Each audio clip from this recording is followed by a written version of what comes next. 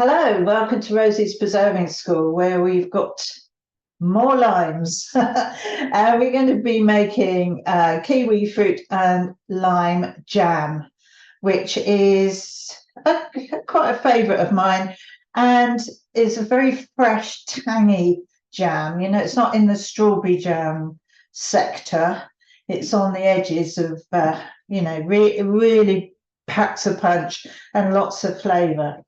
So I've got my kilo of kiwi here. Not often you get to say that, is it? A kilo of kiwi.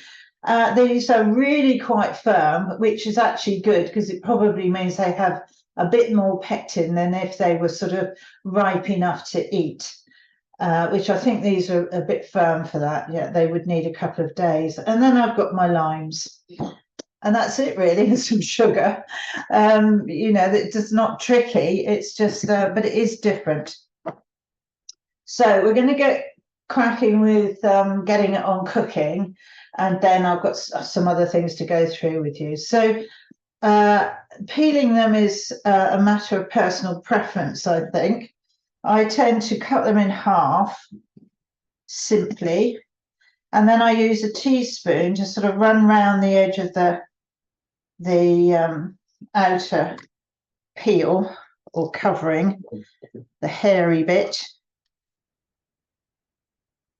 I'm going to catch all this juice and put it in the pan. Now these are very big. Normally with a teaspoon you can do this in one go and get the whole half out of the skin, but these are a bit big. So this extra fruit I'm going to just scoop straight into the pan.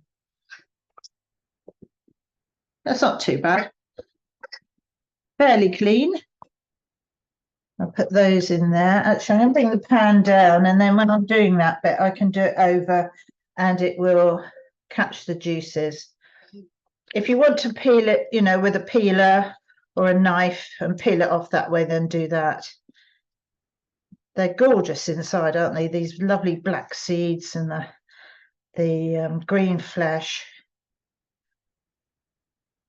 Put as much juice in as possible and any extra fruit that you haven't scooped. Put that down there. Got my knife, cut some more in half. Keep scooping.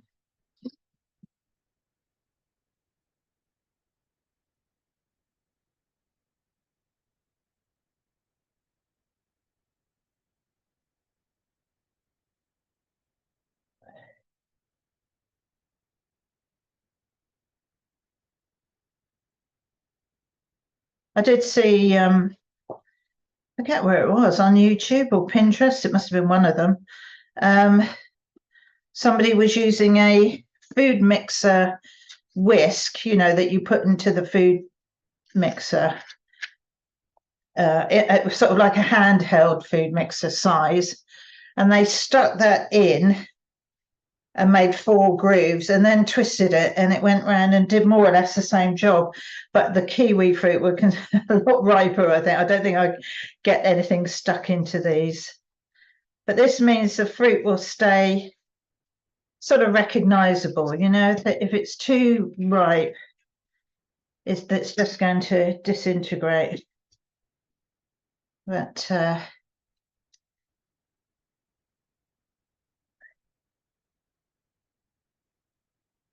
might be better with a bigger teaspoon, I suppose.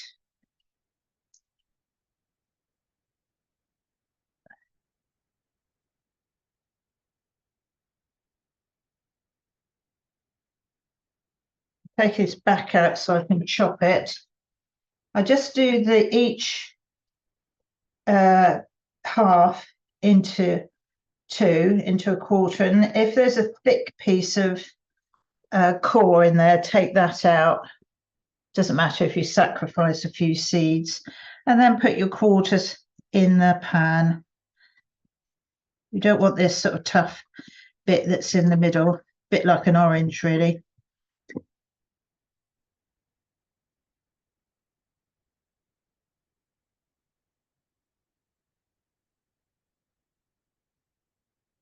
Try not to cut yourself doing that because they're quite slippery.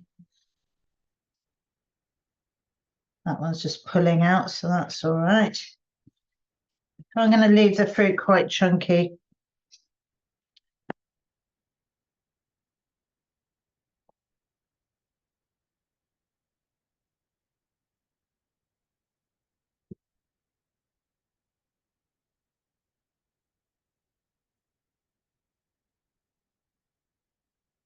Now I've got water listed in the recipe. I'm not going to put masses of water in. I don't normally add any water to jam, as you know, but as this is quite, they're not super juicy. So I'm just going to put in about a teacup full just to make sure that the fruit doesn't stick before it sort of cooks a bit.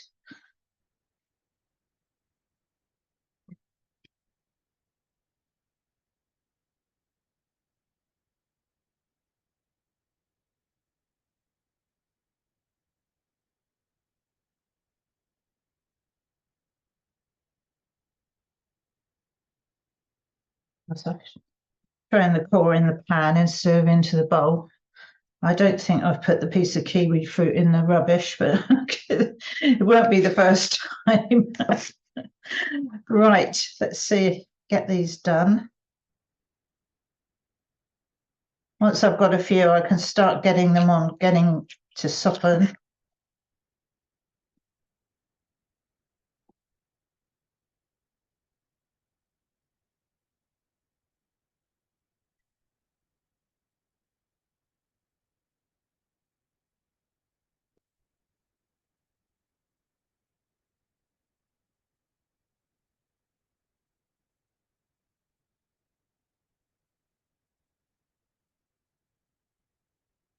There we are, straight down my front. Kiwi juice.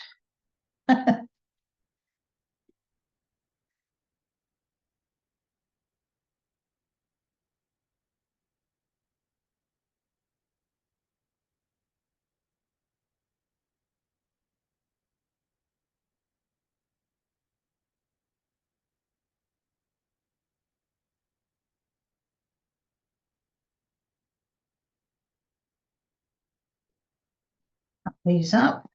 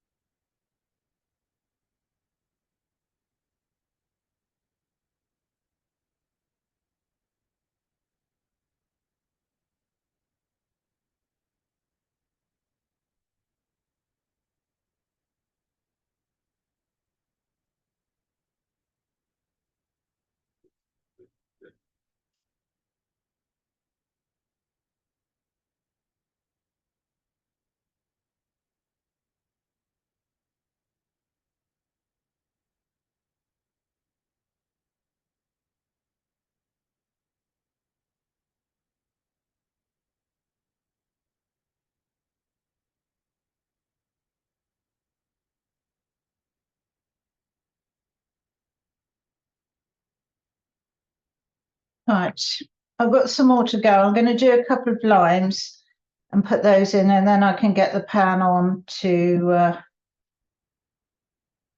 start cooking. So I've got my limes. I'm going to zest straight into the pan.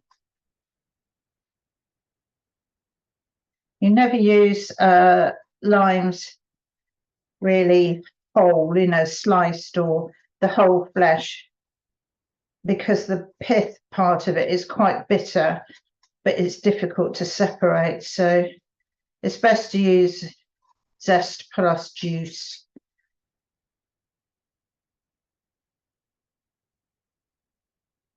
Masses of flavour in it anyway.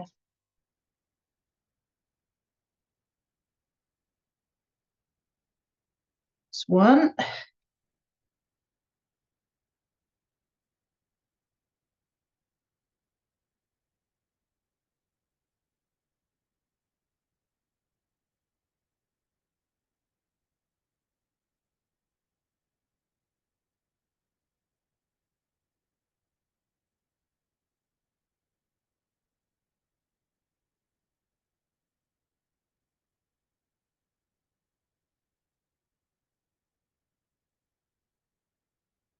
Then I've got as I say, I've had a teacup full of water.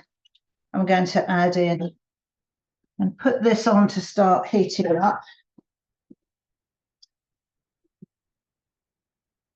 While I peel some more kiwi fruit.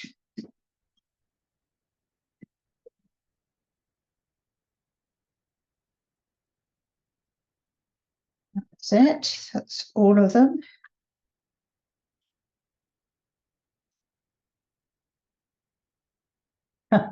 This one, it's going straight through the skin.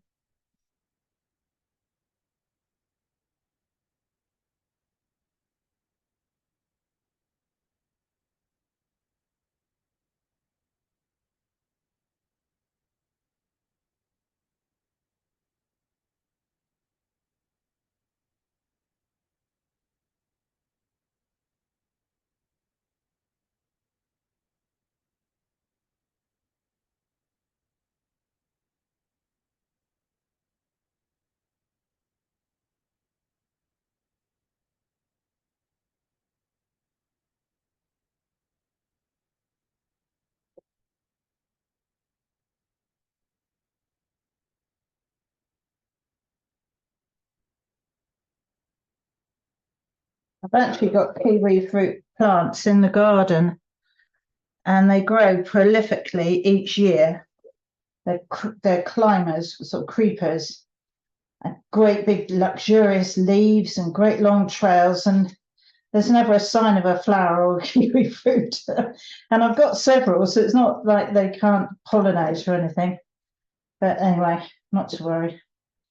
It's one of these days, probably in about 15 years, they'll have one mad year and flower and fruit, and that will be that.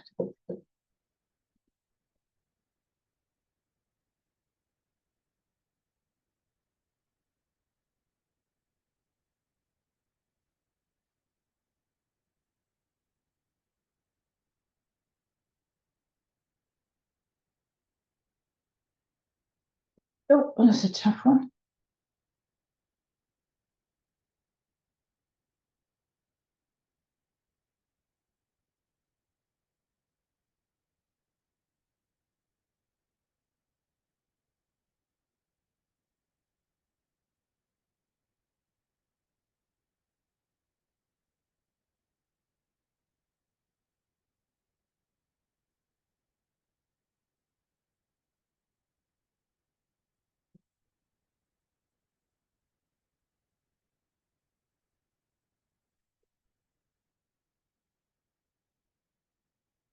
These up, and then I've just got 3 bits to go.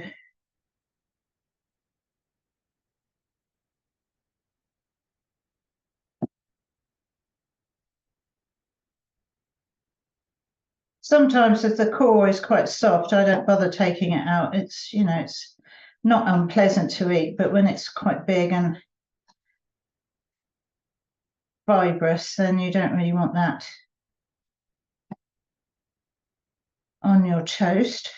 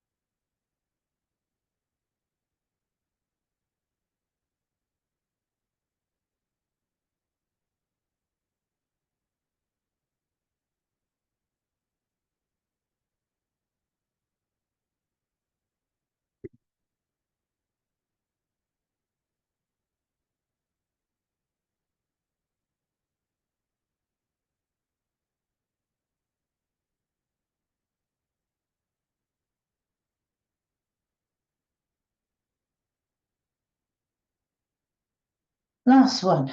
Good.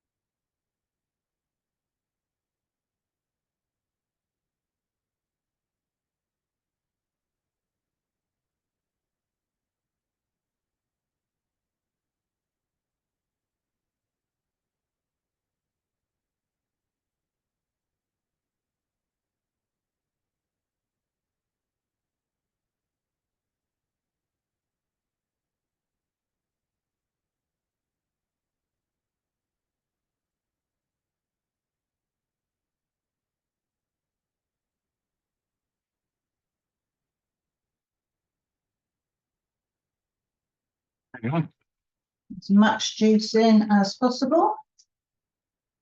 I'm just going to wash my hands because it makes them slippery.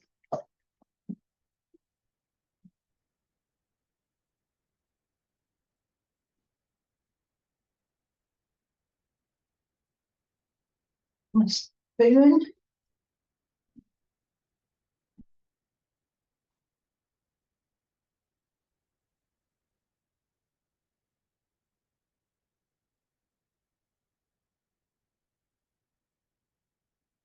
Right, limes. Let's get some more lime going on.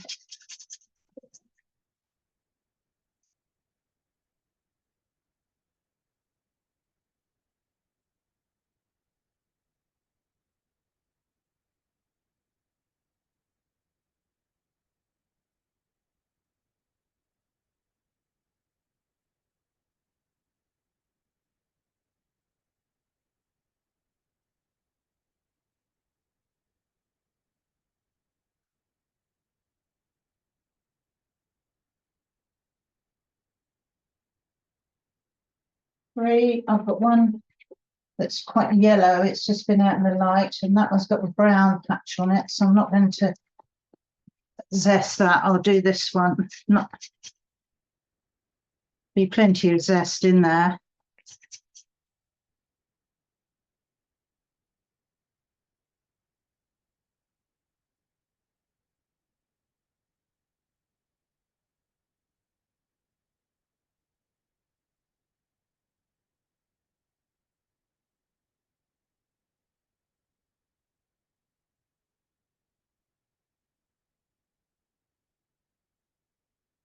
Happy with that zest off. Then I can start squeezing. I let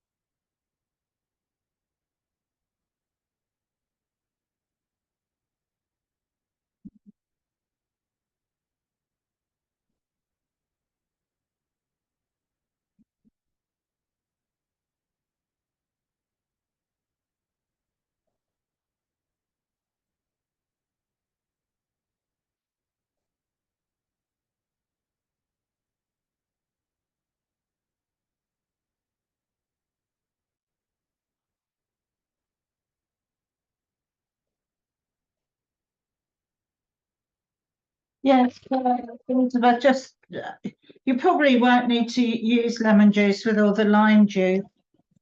I'm using brown sugar just because it's not like the usual fruit for jam making. But if you've got some powdered pectin, just mix it into the sugar. But if not, then it probably be fine because your fruit also very better than ours is. Yeah.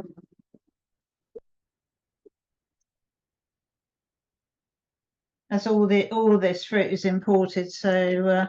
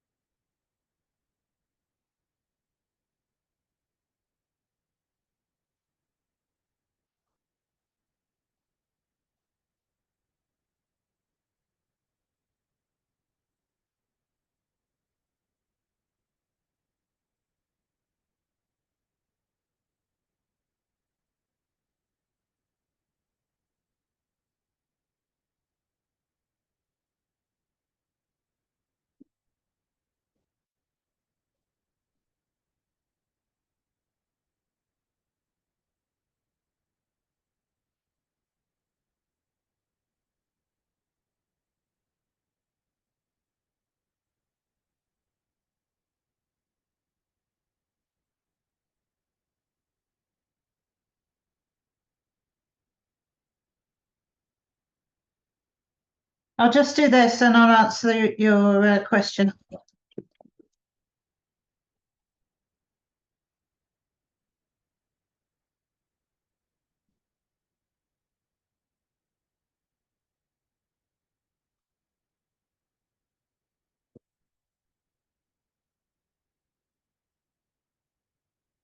Right, if ever there was a bowl of spent peelings and fruit, that's it. And there is absolutely no other use for them except compost.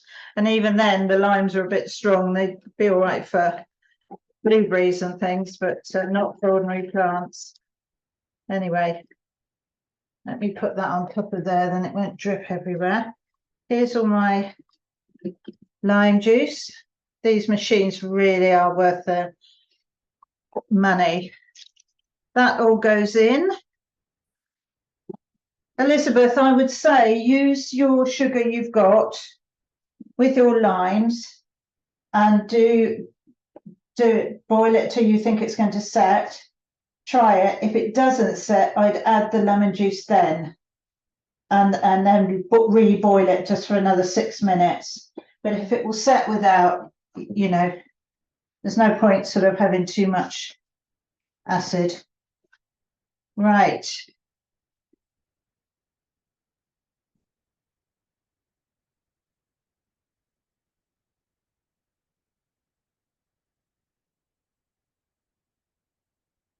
So we get to the sugar part.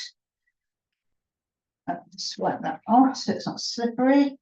I've got nearly a kilo of jam sugar. For some reason, I've got a part packet. Now, I don't know what I would have used a small amount of jam sugar for, but anyway, I'm going to use that up and then just top it up with some ordinary granulated.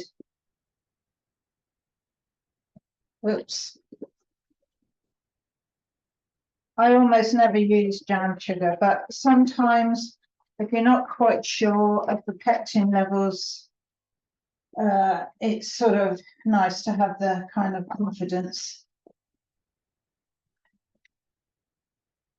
So that's 700, so I want 300 grams of just ordinary granulated to make it up.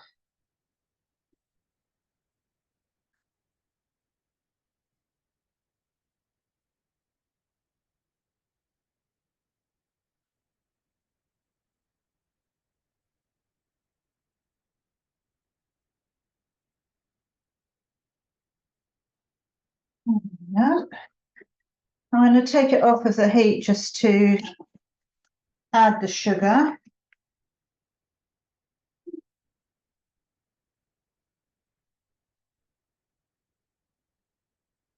So as usual, that can all go in one go. We had 100 grams of fruit. The lime doesn't really count in the weight. And I've got 100 grams of sugar. So I'm going to stir that until I've got as much dissolved as possible off of the heat, and then I'm going to put it back onto the heat to just make sure all that sugar is dissolved. You don't want sugar crystals left in the jam because they will, as all crystals do, get bigger.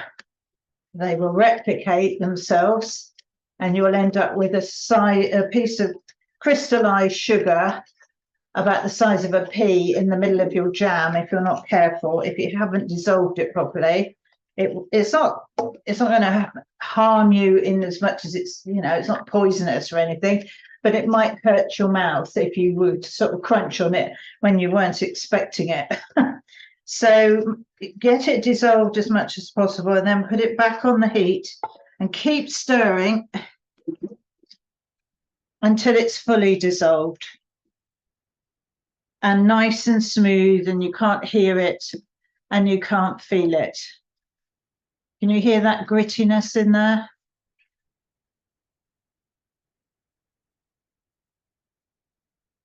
Get it into the corner of your pan, whether it's a jam pan or a straight-sided, big casserole dish or something.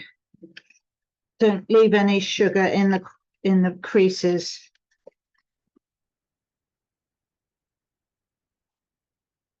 And once you put the sugar in, as with all fruits, the fruit will, well, I say all fruits, plums and the gauges, the stone fruits probably not, but most fruits will stay then the size they are when you put the sugar in. They don't tend to sort of break down into small pieces after that. So in this case, that's a good thing because we don't want, the kiwi fruit too broken down. But it has got that lovely, lovely limey green colour, and the black seeds just really make it look very pretty. Turn my heat up again.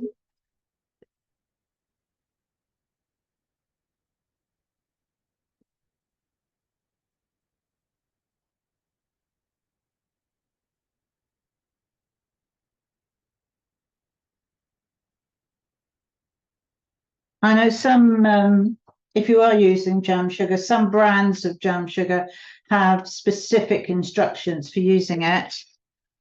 This one doesn't. This is a Tate and Lyle one. So I'm going to stick to my usual 6 minutes once we've achieved a rolling boil.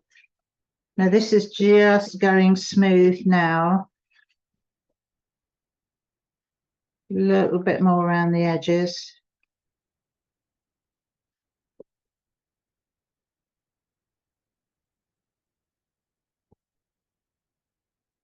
There we are, nice and quiet.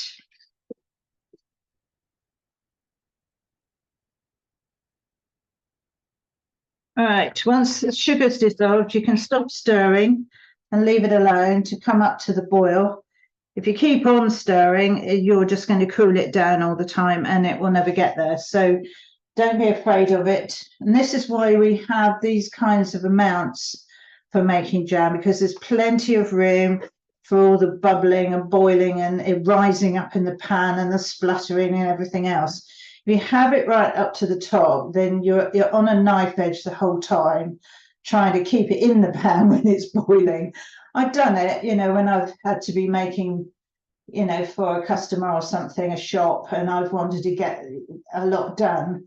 But it is nerve-wracking, and you have to be with it all the time and sort of make sure you have to lift it off if you can't stir it down and all that sort of thing. So general rule of thumb is a third full, and then you won't have to worry about it unduly.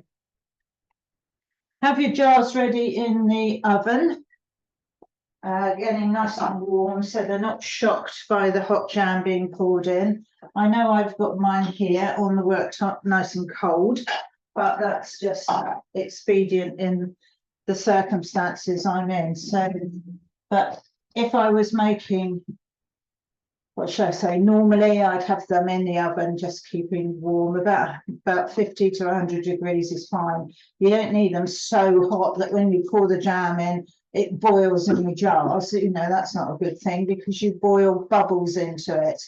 It will very quickly go off the boil, and as it starts to gel, those bubbles can stay in the jam, which isn't a good look at all. I mean, it's not harmful, but it, you know, you wouldn't win a prize with it, put it that way. So just check that's all okay. I'm pretty sure this doesn't say anything about how long you have to cook for it for. No, I checked before. I've got some sauces here just to check, to put the jam onto to check. I don't cool them down in the fridge beforehand, because as soon as you take them out into the warm air, they get condensation on, as that one already has. It's been in a cold cupboard and it's come out and it's got wet, just coming out into the air in this time of year. So I can hear that starting to boil. So while that's happening, I just want to talk a little bit about next week, which is our first handmade and holistics workshop. I know we did a sort of trial one in the summer. I don't even know if it was last year or the year before. It might have been the year before. But we're going to do this now, one per season, the last one in the season. And we're going to be looking at, this time it's salves, different salves that you can make. And through the various workshops, if you look forward in the listings, you'll see what we'll be doing. It'll be a mixture of kind of slightly, what should I say, medical based things through to just nice things to use, you know, moisturizers and things, and then maybe some things to use around the home and that kind of thing. I just wanted to talk a little bit. I've got the equipment list. Now, some of you did that trial one, and you know, basically you need an old saucepan and an old bowl and an old spatula, anything old that you don't mind getting perfumed or waxy. So if you haven't got anything old, charity shops are a good source of that kind of thing. They don't need to be very big, you know, because we're not making great vats of it. So a saucepan, about a pint-sized saucepan, and a small bowl that will fit in the top, just so that we can melt the waxes over hot water. And then any utensils like spatulas and measuring spoons and that kind of thing that are no longer required in the kitchen, you won't be able to swap over, I don't think. You need to keep some kit just for doing this. So going back to this, we've come up to a rolling boil there. You can see we've got nice sort of bubbles are spreading out, and the foam from the sugar is forming and being pushed to the edge. Don't worry about that at the moment. Don't fret about taking it off or doing anything with it. We'll deal with that at the end. So we just need to sort of keep an eye. I need to keep that sort of steady like that. I'm going to get my timer.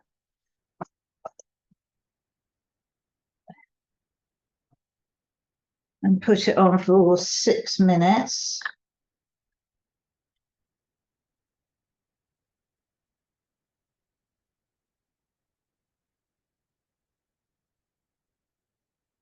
Okay, going back to this. So you can see the things I've put there that you will need to do these. Jars, lids and labels, It depends on what we're making, but for the salves, you don't want the jars too big. Small jars are great because then you can keep it fresh. You know, if you've got one big jar that keep dipping into, you don't want to sort of build up anything that you're bringing in from outside, as it were. So I put at the bottom, we'll be using oils and waxes which will leave a residue on equipment together with a fragrance. Gather oldish equipment that you don't mind being kept for this purpose. Charity shop to a good hunting ground. So we're going to be making 3 things next week. And you will find, as I did, and I was dismayed, that throughout the year we'll be using more or less the same ingredients, whether it's for cleaning your shoes or putting on a cut. I mean, it is really quite extraordinary that the basic ingredients are very, very similar. And I don't know whether it is reassuring or whether you think all these years you've been ripped off with these different ingredients or different, you know, one bottle of cleaning stuff for the kitchen, one for the bathroom, one for the conservatory or wherever, you know, you've got to clean. And it all is a bit mad. You don't really need all those different things. Just keeping an eye on that as we go. So I've got some of the common things here. The most common is probably coconut oil, which is an oil but solid, but it melts with blood heat. So if I put some on my hand, you can see it immediately melts into an oil, which is great because you can melt it in a pan and mix it up, pour it into something, and it goes solid again. But when you take it out, you can use it as an ointment just by putting it on your hand and letting it melt. I mean, it's absolutely brilliant, and it smells lovely of coconuts. It's not that expensive, and you can cook with it as well. You can use it for frying or baking or whatever you want to do. It's really good stuff. Shea butter, which I've got here, is from a plant. It's vegan, and you can see it's sort of a, you know, just another waxy, oily substance that it makes the coconut oil not set quite so hard when it goes back into a jar. And my favorite, which is cocoa butter, which smells of chocolate, which is lovely. But because of course it comes from the same sort of nut. I've got some beeswax. Where have I put them? I've got beeswax pellets. I buy the little pellets that you can get. It's easier to deal with than a big beeswax block, and you can get them in a white or natural. So I've tried to get things together that use the same things. So I'm not getting you to get a whole lot of ingredients for this one, different ones for the next one. I'm just trying to do them. I've got my almond oil here is sweet almond oil, which I find is a neutral oil if we need to add that. And then the essential oils come in the little bottles, and that, apart from things like tea tree, vitamin E, and the rosehip oil is a beautiful moisturizer just on its own. You can just put it onto your skin. Apparently that's what Princess Kate uses on her skin. But you don't have to have hundreds of them. Just get the ones that are useful. You'll be able to tell the common ones to each recipe. And then if you want a different smell to it, you can use some lavender oil or whatever you like, tea tree, bergamot. There's lots and lots of essential oils. And as we go through, we might introduce a new one occasionally, but we'll try and keep to a common kit so that it doesn't get too expensive. But when you think you'll be making these and using them and be able to make other things with them as well to use in the home. And it's all pure and you know what's in it. There's none of the commercial chemicals in it. I'm sure you'll be pleased with them. You don't make a huge amount at any one time, but you can double up, or you can make 2 or 3 recipes if you want more of them, of course. So we're doing a healing salve, which I have found is fantastic, and there's nothing short of fantastic. It soothes everything. And also if I'm putting it on, so if I've got rough skin or anything like that, when I sort of think I've put enough on where I need it, I just run it through my hair at the end, what's left on my fingers, and it just gives your hair a boost and a lovely gloss, and takes out that, sometimes in the winter you get that sort of electricity, and it sort of calms all that down. So we'll be doing the healing salve, a vapor rub for chesty coughs and things like that, which you can use on children, and or you can rub it on, you can put it into hot water and inhale the steam, all that sort of thing. And it's made from all these lovely things, and not a kind of petrol, whatever a sort of waste product from the petrochemical industry, shall we say, as with the leading brand. And then there's a beard oil. If you know anybody with a lot of the young men now, my son included, have these great big bushy beards, and the times I see him sitting there sort of trying to rub his face because his skin underneath is all sort of dry and itchy, and this is lovely for moisturizing it, and also it's very lovely, got a very lovely scent to it. Now this one has jojoba oil in it, but you could use the almond oil.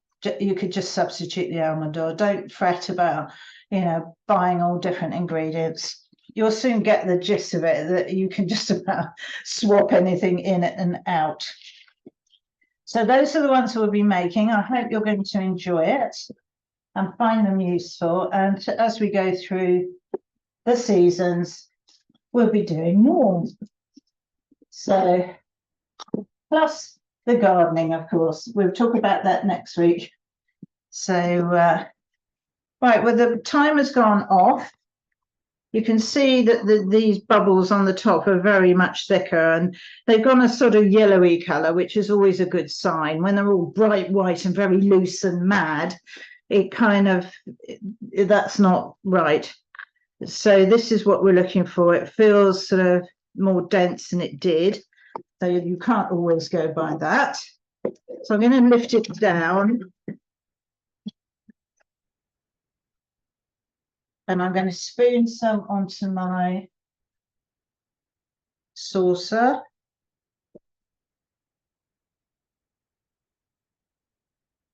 Try and get some of that, a great big lump of kiwi fruit in it. And that's going to go in the fridge now. And while we're waiting, we're going to stir this and see if we can disperse all this kiwi fruit foam from the sugar. Now, if you do this quite madly, I don't know if you remember when we made raspberry jam, whereas you've been sort of delicately stirring and not disturbing it and everything else, if you go backwards and forwards in a figure of 8, it disperses all this foam, and you should get back to a sort of clear jam at the bottom of it. Now, if you've got foam stuck around the pan, as I have here on the inside of the pan, the sides, leave that there because that's cooked and you will never disperse that. So leave it where it is, and that gets washed up. And the thing is with the pans, as soon as they're empty, if you put hot soapy water into them, they just clean up beautifully. Jam pans, it's not a chore. It doesn't take ages unless you've burnt it. But we don't burn jam here, do we? So you see that foam pretty much gone, and it's probably not going because I'm still stirring it madly. You know, I'm making more foam, but I'm just going to wait for the 2 or 3 minutes for the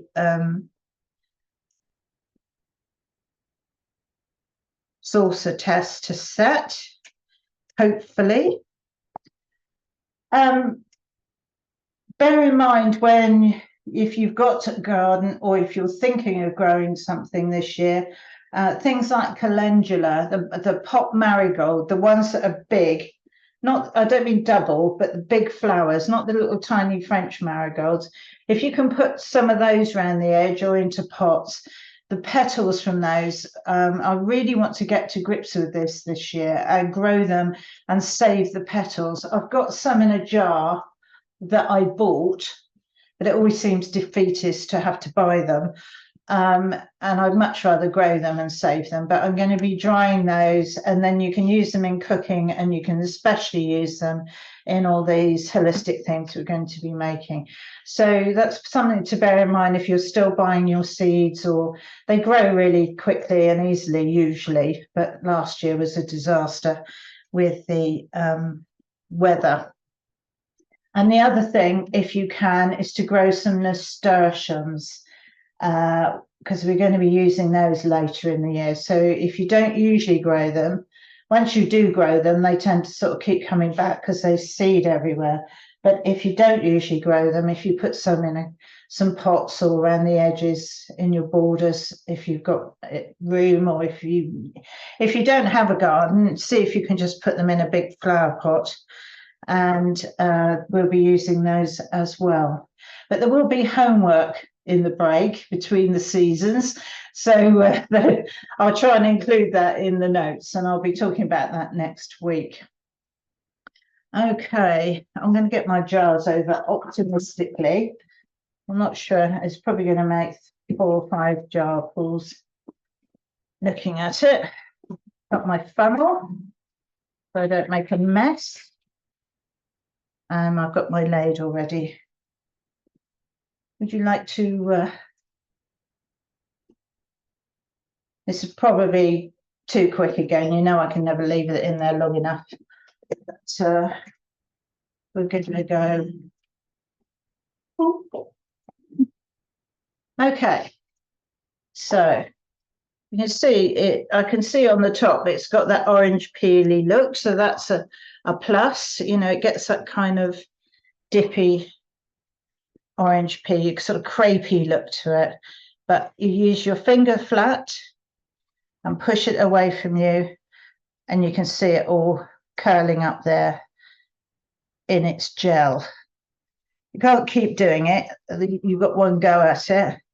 It's still quite warm underneath, I can feel. So the fact that it's running back underneath, I'm not surprised. If it was completely cold, but you can see that gel lump is still sitting there like that. So I think we're good to go. Just nick my finger. Better wash my hands now, haven't I? Oh, it tastes amazing though. Really amazing. I have put on the recipe sheet for the holistic workshop the 2 places that I tend to buy things.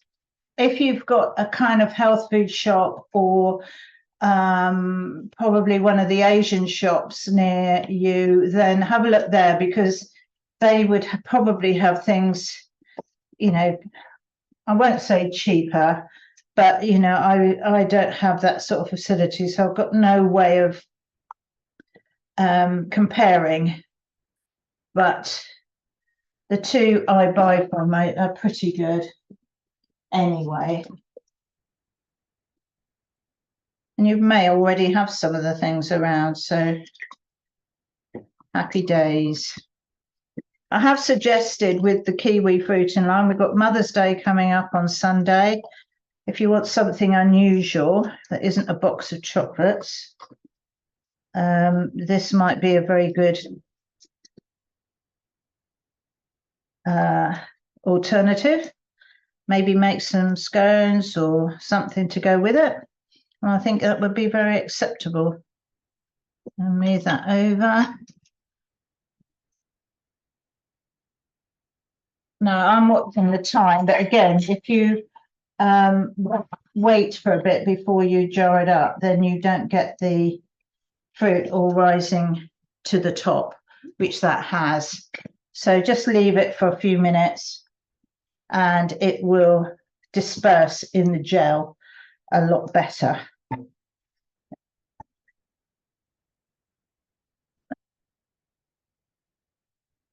No, it really is because the kiwi fruit stayed quite lumpy. It didn't break down. If it had, it would be more like a plum jam, you know, with the fruit all the way through. But we'll give it a couple of minutes. But I'll put a tea towel around it to hold it up and show you.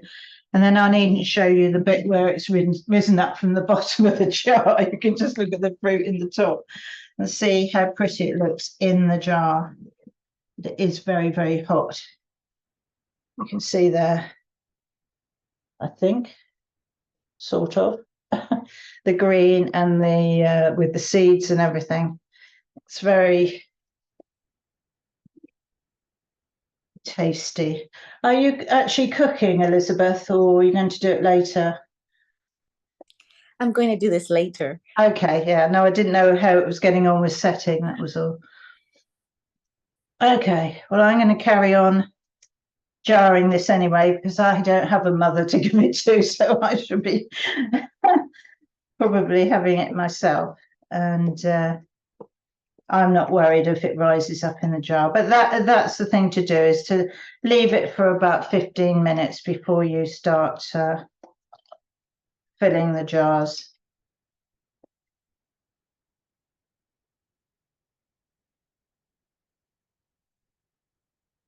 It also goes beautifully on pavlova if you or meringues, just plain meringues if you've got it.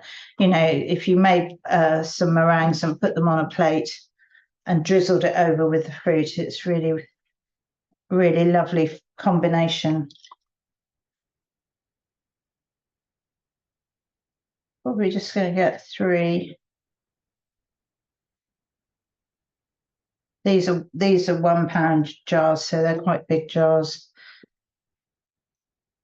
I don't know what I put on there.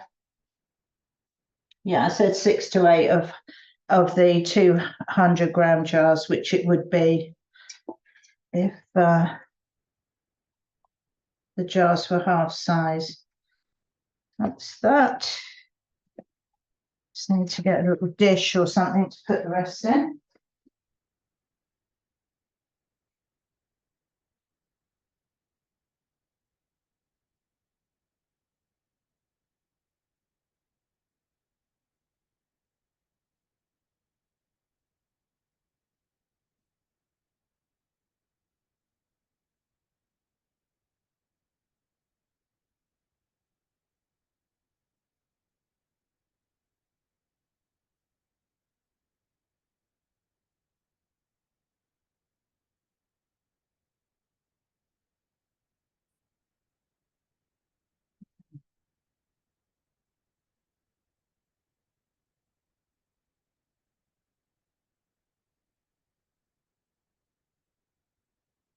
Ah,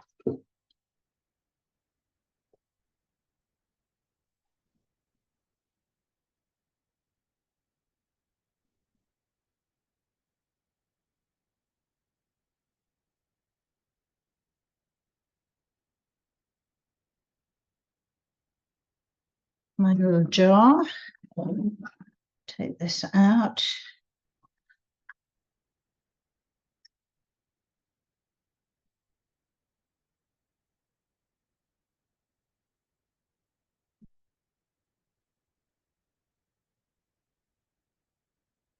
There's my 3 jars there. Okay, I hope you enjoy it if you make it. Hope you do make it.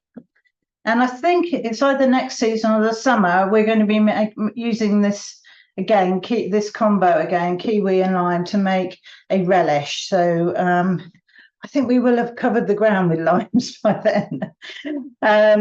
So I'll see you next week for the holistic salve making, which is going to be, I always find it quite sort of meditative. It's very calm, and you're not you haven't got to worry about things setting and all that kind of thing. So you can just mix and test and smell them and see how you want it to be. And I always find it really a really lovely thing to do. So I hope you will too. Okay, have a good week, and I'll see you next week.